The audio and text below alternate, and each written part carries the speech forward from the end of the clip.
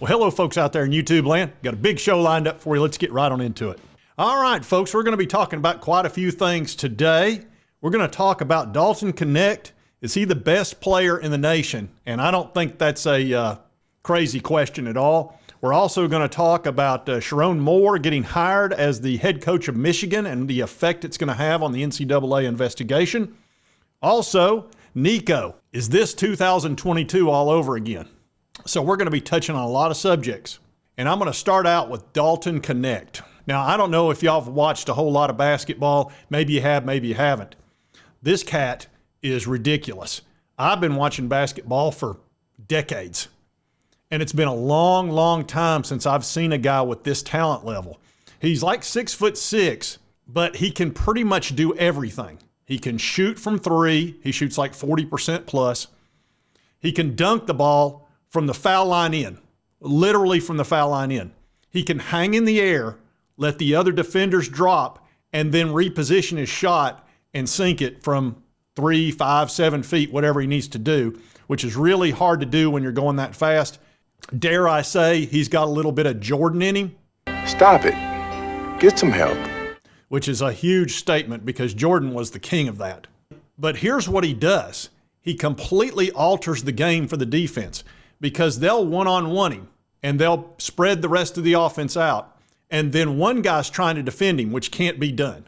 The only guy quick enough that can stick with him is a guy that's 6 foot tall. Well, he's 6'6", so he shoots over him. So you bring out a guy at 6'5", 6'6", he can get around him. So what they do is they double team. Well, he waits for the double team to come up, then he passes the ball off. Now it's 4 versus 3, which is ideal for your offense. So if they stick one-on-one, he's going to defeat the defender most of the time and score. If they double team him, now it's 4 versus 3, which is ideal. And that's how the Vols have been winning. They've just been isolating Knecht. And I remember when he was brought in from a small school up there in Colorado, and he was scoring like 20 points a game. And I had watched his highlights, and he was a highlight machine with the dunks and all that, and he could shoot the three. And I thought he was going to be a really good player for us. He'd score 12 points, 15 points a game, something like that, and be a good, solid contributor. But then I had heard that Rick Barnes was going to build the offense around him, and I'm going, oh, man, come on. Surely he's not that good. They built the offense around this guy. It's ridiculous. He is the best player in the country that I've seen. Now, there may be a player out there as good, but what this guy's doing in the SEC is pretty remarkable. And this is on Saturday Down South by Spencer Davis. And it talks about how Dalton accomplished a rare feat with another big game in the win over Vanderbilt, which if you watch that game, you saw the guy just show out. He poured in 32 points, and that's the 5th time he has scored over 25 points. That's not been done in 14 years in the SEC. It's really rare to score that many points in college basketball, period. It's just not set up for that. It's not like the NBA where you have the shorter period of time to shoot and you have a longer game.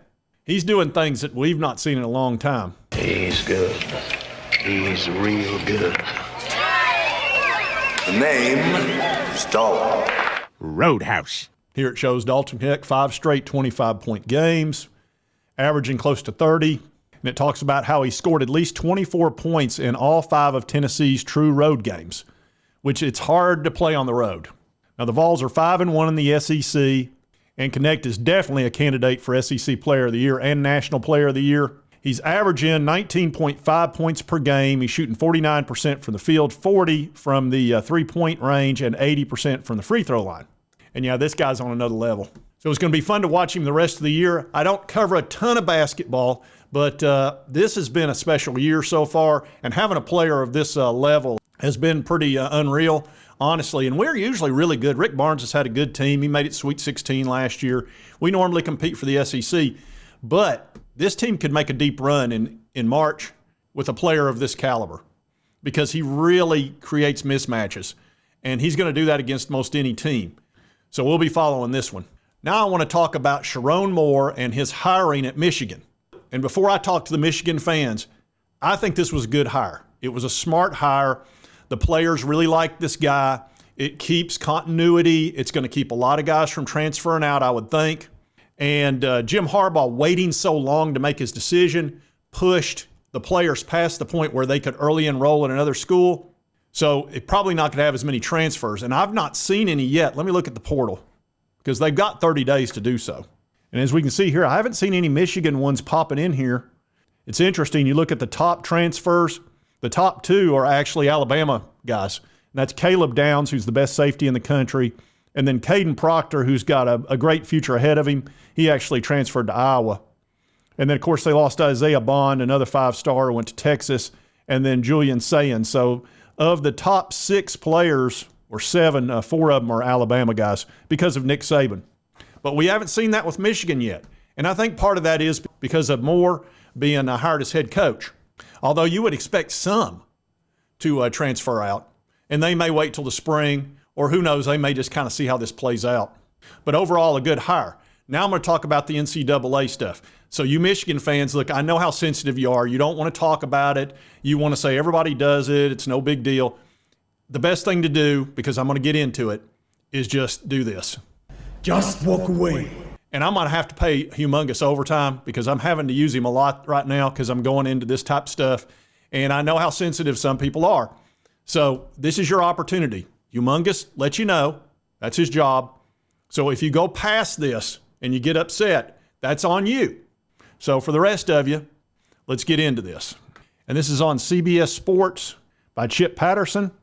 It says, what Jim Harbaugh leaving Michigan means for NCAA investigations as Sherrone Moore takes over. And it talks about how he went 4-0 as acting head coach in 2023. And that was because of all the suspensions of Jim Harbaugh. He got a 3-game suspension at the first of the season and then a 3-game suspension at the end of the season, one by the NCAA. Well, actually, the first one was self-disciplined in order to try to do something with the NCAA. NCAA rejected that. And that was over the whole cheeseburger thing and some improper contact during the dead period. And then the other had to do with the sign stealing and Connor Stallions and all of that, allegedly. And that was with the Big Ten. And Michigan was all lawyered up. They were ready to go in and fight them in court. And then suddenly the Big Ten said, well, here's our evidence. And Michigan went, ugh. Does the defense's case hold water? No. The defense is wrong. Oh, 3 games seems fine to me. Jim, you might want to take that 3-game suspension. This don't look so good. Anyway, so he took the 3-game from Big Ten. It played out great for him. They got the natty. But now the chickens are coming home to roost. And it talks about how he's taken the helm as the program's in the midst of 2 NCAA investigations, one of which I don't think's that big a deal, but the sign stealing scandal is going to be significant. It talks about if any of the other Michigan coaches were aware of the Connor Stallions' prohibited in-person scouting scheme and realized the 2 main guys, well, I wouldn't say main guys. Connor's the main guy. I don't think he's going to cooperate at all. I mean, he showed up at the Rose Bowl, for gosh sakes. And then Jim Harbaugh's, he's hightailed it. He's out of here. Brave the robin ran away. No! Bravely ran away, away. I didn't. He was not going to deal with the NCAA. And I've already told you, with his personality, he would have had it out with those guys. It would have gotten ugly fast. I want the truth. You can't handle the truth. Yeah, Jim is not going to listen to that. You're not going to come in there with your little pencil pushers and start pushing him around. He's going to snap back. So that leaves Michigan to deal with it. And it says Moore's going to have to lead Michigan through whatever punishments or penalties come from the NCAA from the 2 investigations. I'm not going to spend a lot of time on the first one because I don't think it's that big a deal. But I will talk about the sign stealing one. Potential penalties for Harbaugh. You know, he's going to get a show cause. He's going to get a suspension. He's not even going to be there, though, so what difference does it make? Bruce Pearl got a 3-game suspension over a barbecue sandwich that he didn't tell the truth about. It talks about that. It talks about Jeremy Pruitt received a 6-year show cause, a mandatory 1-year suspension, etc. That was for the $60,000 that had been handed out in various forms. And it'll probably fall somewhere between. It talks about Chip Kelly, who got 18 months. He got an 18-month show cause. And it said Kelly's case most resembles what could be in store for Harbaugh. Now, here's the thing about show cause. Michigan could have still kept him as the head coach, so they would just be forced to decide whether it was comfortable trying to navigate an extended period of time with an interim head coach leading the way. But he's not there anymore, so it really doesn't. I don't know what difference that makes. So he's going to be in the NFL during all that time. And here it talks about the questions about the prohibited in-person scouting and sign stealing investigation. It says, will the NCAA be able to connect the alleged scheme to other members of the Michigan staff? We know they let go an assistant. Chris Partridge, I believe was his name. He was fired 2 weeks later after Stallions resigned. Actually, he was linebackers coach. It says the timing of Partridge's firing fell in line with Michigan backing down from its legal challenge to Harbaugh's late season 3-game suspension. Partridge vigorously denied the report of foul play on his part, but officially he can be counted on as another casualty of the scandal.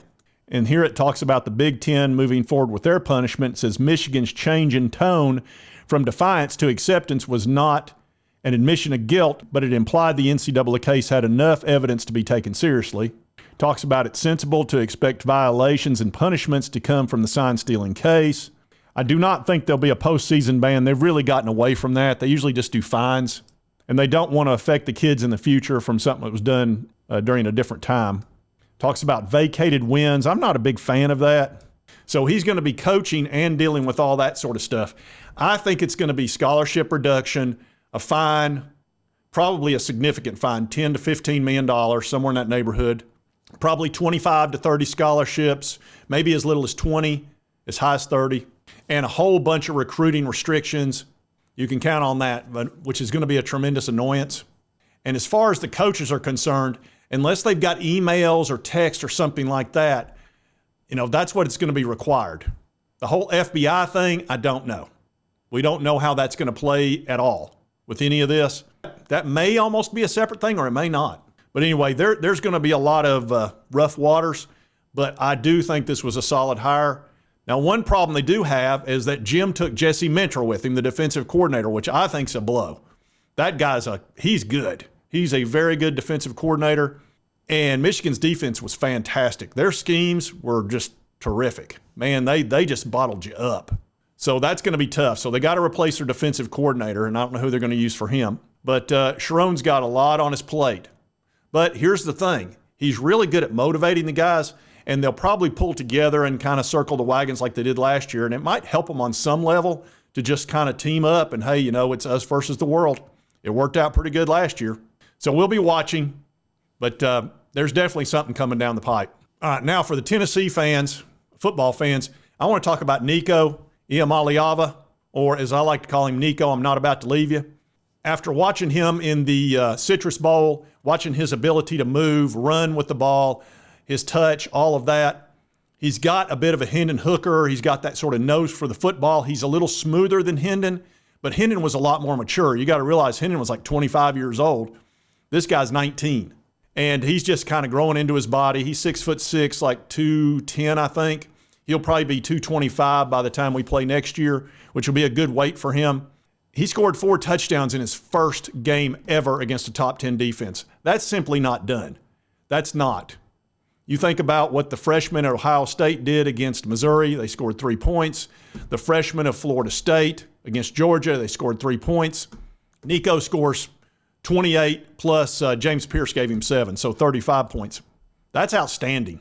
And he should have had another touchdown had a wide receiver not just stopped running on a perfect 50-yard dime he threw. And he got sacked 6 times. Part of that's because we had 3 offensive linemen out due to injury. The other part of it is Iowa had a very good defense, and he probably wasn't as fast as he's going to be in the future of finding where to go with the ball and what to do. It was his very first game starting. All the other games he played in, which was, I believe, 4, it was mop-up duty against Akron Jr. or Little Sisters of the Poor or whatever. So this was his first true live action. It feels like 2022 to me, and I think the offense is going to go right back where it was. Now, I've shown you this chart. This is Josh Heupel's offense every year except last year. We only scored basically 32 points a game last year, which is terrible. It's been forever since he had such little production on offense. That was his first year as offensive coordinator at Missouri, and he had brought them from 13 points a game to 31. That's the last time he scored that few points. While he was head coach at UCF, 43, 43, 42, 39 his first year at Tennessee after following this knucklehead, and then 46. And we're going to be heading back up to over 40, I believe, Now, granted, it's harder to score as much with the changes in the clock rules, but I think we'll be back up to around 40-ish, and that'll be fantastic. We got the right quarterback for this offense. I think this guy he's perfectly suited for it, and he likes to run. He's not going to be forced to run or pressured to run. He just naturally likes to run. But the other thing he likes to do is throw with a lot of touch, and that's what's required, and to get rid of the ball. And as you know, we like to go fast. We like to go real fast. And when we do, we catch defenses confused, and a lot of times we get wide open guys. And you've seen that many, many times, especially in 21 and 22. I think we're going to see that in 24. So this feels very 2022 to me. And with a 12-game playoff, I feel great about our chances to go 10-2, somewhere in that neighborhood. If we go 11-1 is probably the high end, 9-3 is probably the floor. That's assuming Nico doesn't get hurt, and you always have to worry about that with a quarterback. No team can lose their quarterback and play as well. They just can't. You can't lose your best player in basketball and expect to be as good a team. It's just not going to happen. Any other position you can work around, a wide receiver, a running back, whatever. You can't work around the quarterback so much. So if we can protect him, keep him upright, I think we'll be fine, and I think we'll score 40 points a game, and this is going to feel like 2022 again, which was a fantastic year. And for me, 2021 was my favorite year because I had zero expectations, and we just came out there and scored on everybody, and it was fantastic. And then 2022 was even better because our defense actually showed up a little bit because we actually found a few defensive players that could fill in after the debacle of Jeremy Pruitt and having 32 guys leave the team in the transfer portal, which I believe was the first year of the portal. So anyway, I'm fired up about 2024, and don't be surprised if we score 40 points a game plus and we look just like we did in 2022, and then hopefully our defense can be better than it was in 22. And this year we get into the playoff because we don't have to worry about it being just 4 teams because we got to play Alabama, Georgia, and Oklahoma this year, and that's 3 tough games. And then we've got some other tough games as well, but those are games we should win. And then we got some easy ones. So anyway, these are some things I wanted to cover today. We're in the off season. You can kind of, I just wanted to pick and choose things that interest me and I thought might interest you. And I couldn't ignore Dalton Knecht. I mean, good grief. Opinions vary. Even if you're not a basketball fan, that guy's fantastic. So if you like this content, be sure to hit that like button. Lets me know to continue to cover my Vols, the SEC, and all these big stories. If you've not subscribed, it's on your right, my left. Hit this little button. It'll cost you nothing, and it helps me out. And right over here is the most recent video. YouTube thinks you'll enjoy. And we'll see you next time on Sports Talk Jay.